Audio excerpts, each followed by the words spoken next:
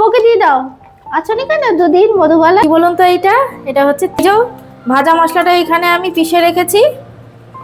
সজনে ফুলের বড়া, যা দারুণ খেতে হয়েছে। নমস্কার বন্ধুরা, আপনারা সবাই কেমন আছেন? আলাপ নন্দিনীর একটি নতুন ভিডিওতে আপনাদের সকলকে স্বাগত। আজকে রবিবার, আজকে ঘুম থেকে উঠে একটু দেরি হয়েছে জানেন। এখন ওই ঘড়িতে 8:30টার মতন বাজে। তো ব্রাশ টাশ করেছি, চাটা খাওয়া হয়ে গেছে, চিঙ্কির খাবারটাও হয়ে গেছে, চিঙ্কিও ঘুম থেকে উঠে গেছে। তা আমি উপরে বিছানা তুলছিলাম, দেখি দরজা ধাক্কাচ্ছে মাথা দিয়ে মহারানী। দুদিন পর এসছে। ওই দেখুন দাঁড়িয়ে রয়েছে মধুবালা বাইরে। মধুবালা, মধুবালা,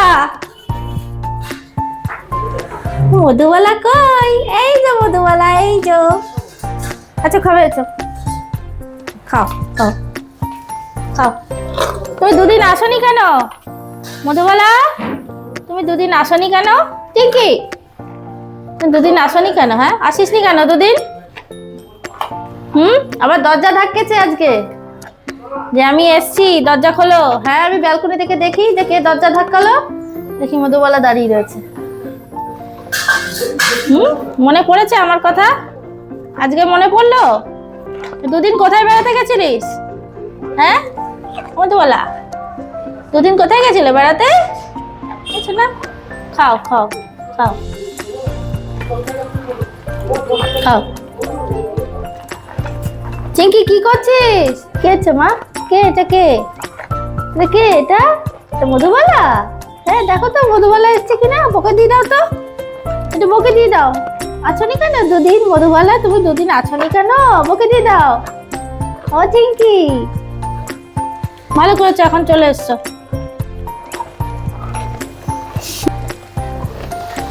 হ্যাঁ,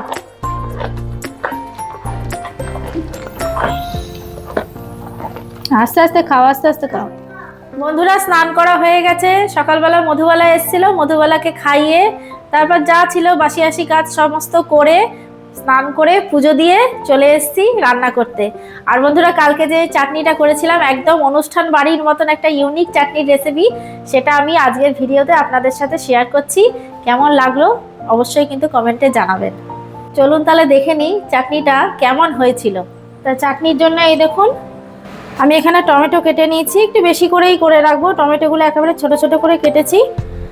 আর এইখানে চাটনিতে ভাজা মশলা হিসেবে আমি দেব একটু 5 ফোড়ন আর 2টো শুকনো লঙ্কা, একটু ড্রাই রোস্ট করে নেব। ড্রাই রোস্ট করে নিয়ে তারপর একটু মিক্সিতে ঘুরিয়ে নেব। এই 5 ফোড়ন আর শুকনো লঙ্কা ড্রাই রোস্ট করে নিয়ে এই ভাজা মশলাটা দিলে না, চাটনির স্বাদ খুব ভালো লাগে খেতে, একেবারে অনুষ্ঠান বাড়ির মতো হয় খেতে। এই যে এখানে 5 ফোড়ন আর শুকনো লঙ্কাটা আমি শুকনো খোলায় ভেজে রেখেছি, এটা একটু ঠান্ডা হোক, তারপর মিক্সিতে ঘুরিয়ে নেব। আর এইখানে আমি প্যানের মধ্যে একটু সর্ষের তেল আর এই যে চাটনি করার জন্য ফোড়ন দেব 5 ফোড়ন। আপনারা এর মধ্যে চাইলে একটা শুকনো লঙ্কাও দিতে পারেন, আমি আর শুকনো লঙ্কা দেব না। ফোড়নটা ভাজা হয়ে গেছে। এবার এই যে আমি টমেটোটা কেটে রেখেছিলাম, টমেটোটা দিয়ে দেবো। এবার টমেটোটা নাড়িয়ে নিই। এই টমেটোর মধ্যে আমি একটু লবণও দিয়ে দেবো। লবণ দিলে কি হবে, টমেটোটা তাড়াতাড়ি নরমও হবে আর টমেটো থেকে জলও বেরোবে। আমি এই চাটনিটায় কোনো জল দেব না, এই টমেটোর জলেই চাটনিটা করব। সেই জন্য আমি গ্যাসটাকে একদম লোয়ে করে দেবো, লোয়ে করে চাটনিটা রান্না করব। কারণ না, গ্যাসের ফ্লেমটা যদি বাড়িয়ে রাখি না, তাহলে টমেটোর জলটা পুরোটা শুকিয়ে যাবে। সেই জন্য গ্যাসের ফ্লেমটা একেবারে লোয়ে করে দিয়ে আমি চাটনিটা রান্না করব। এবার টমেটোটা সেদ্ধ হওয়ার জন্য এই ঢাকনাটা দিয়ে কিছুক্ষণ ঢেকে রেখে দেবো। ঢাকা দিয়ে টমেটোটা আমি সেদ্ধ করে নিয়েছি। বন্ধুরা দেখুন, টমেটোটা সেদ্ধ হয়ে গেছে। এবার আমি গ্যাসের ফ্লেমটা কিন্তু একদম লোয়ে করে রেখেছি, বাড়াইনি। এবার আমি একটু হলুদ দিয়ে দেবো।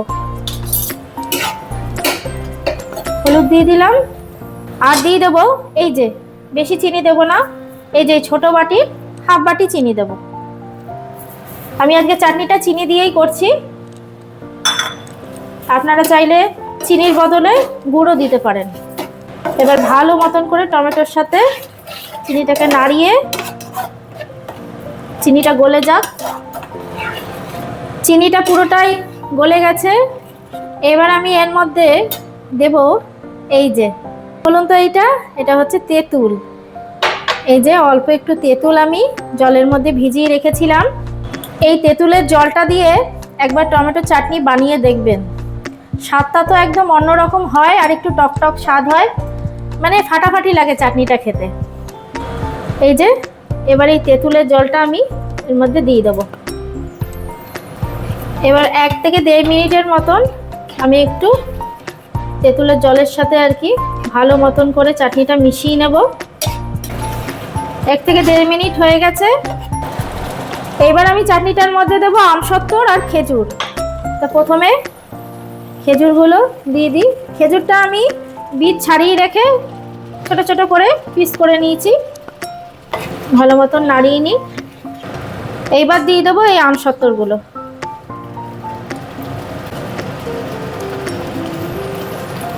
সব কিছু দেওয়া হয়ে গেল। আর আমি বন্ধুরা চাটনিটা কিন্তু একদম লো ফ্লেমে করলাম পুরোটাই। এবার চাটনিটা একটু ফুটে উঠুক। চাটনিটা আমার হয়ে গেছে। এইবার দেবো এর মধ্যে ভাজা মশলা। এই যে ভাজা মশলাটা এখানে আমি পিষে রেখেছি, এই যে যতটা লাগবে ততটাই দেব, বেশি করে আবার দেবেন না, তাহলে কিন্তু চাটনি তেতো হয়ে যাবে। ব্যাস, আর দেব না। এবার নাড়িয়ে নিই। তৈরি হয়ে গেল আমার টমেটোর চাটনি, একদম বিয়েবাড়ির স্বাদে।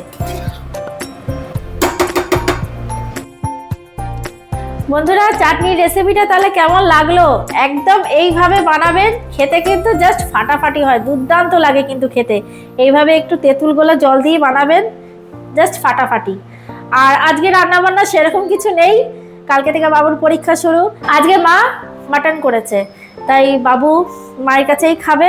মা খাই দিয়েছে বাবুকে, ও খাওয়া দাওয়া করে চলেও এসছে। আর এই যে মা দিয়েছে আমাদেরকে, এই দেখুন, এই যে আমাকে আর আপনার দাদাকে এই যে মাটন দিয়েছে। আর মায়ের মাটন রান্না বন্ধুরা কি বলবো, এত সুন্দর বানায় না মা, আমার দুর্দান্ত লাগে মায়ের হাতের মাটন খেতে। আর করব আমি, মাংস তো হয়েই গেল, ভাতও হয়ে গেছে। আপনার দাদা সজনে ফুল এনেছিল বাজার থেকে, আজকে অনেকটাই এনেছিল, তাই আমি ধুয়ে ভালো মতন করে পরিষ্কার করে নিয়েছি। আজকে ভাবছি একটু গরম গরম সজনে ফুলের বড়া ভাজবো আর মাটন, ব্যাস আর কি চাই, এতেই খাওয়া হয়ে যাবে জমিয়ে। সজনে ফুলটা ভাজার জন্য তো আমি এখানে ফুলগুলো সুন্দরভাবে ধুয়ে নিয়েছি।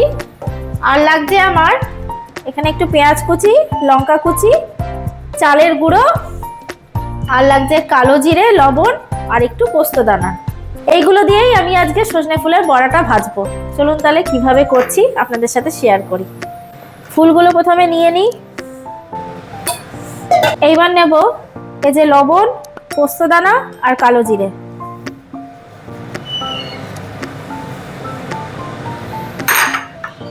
আর নেব এখানে পেঁয়াজ কুচি।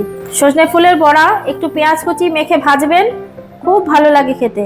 আর দেব একটু বেশি করে লঙ্কা। এবার আমি একটু চালের গুঁড়ো ছিটিয়ে ছিটিয়ে আমি এই সজনে ফুলটা সমস্ত কিছুর সাথে ভালো মতন করে মেখে নেব বড়া তৈরি করার জন্য। জলের আর প্রয়োজনই নেই, দেখুন ফুলটা ধুয়েছিলাম তো, জল আছেই ফুলের মধ্যে।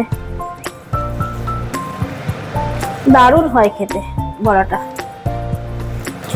এর মধ্যে চাইলে আপনারা একটু বেসনও দিতে পারেন, অল্প একটু বেসন চালের গুঁড়ো দুটো দিয়েই করতে পারেন, তবে আমি আর আজকে বেসন দিলাম না, চালের গুঁড়ো দিয়েই করব।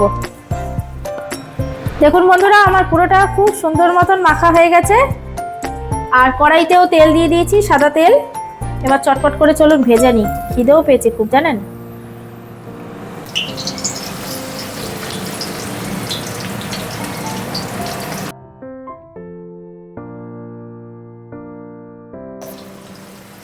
আর আমার কাছে যে কোনো বড়াই বলুন না কেন, একটু আর কি যেগুলো আর কি তেলে ভাজা হয়, ঝাল বড়া যেগুলো, সেগুলোতে একটু চালের গুঁড়ো দিলে মনে হয় খেতে আরো টেস্টি লাগে,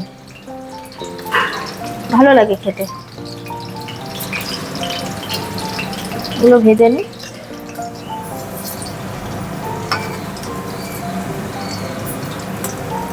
দারুণ লাগবে খেতে, বেশি করে পেঁয়াজ দিয়েছি তো।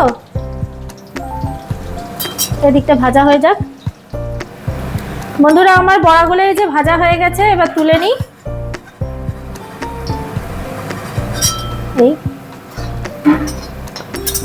ব্যাস, আর বাদ বাকিগুলোও ভেজে নিয়ে এরকমভাবে। এই যে বন্ধুরা, তৈরি হয়ে গেল আমার সজনে ফুলের বড়া। যা দারুণ খেতে হয়েছে না, ক্রিস্পি আছে একদম, দারুণ হচ্ছে, ভাতের সাথে জমে যাবে। তাহলে বন্ধুরা, আজকের ভিডিওটা এখানেই রাখছি। দেখা হচ্ছে আবার পরের একটি নতুন ভিডিওতে। আর আমার ভিডিওগুলো যদি ভালো লাগে তাহলে একটা লাইক শেয়ার করে দেবেন।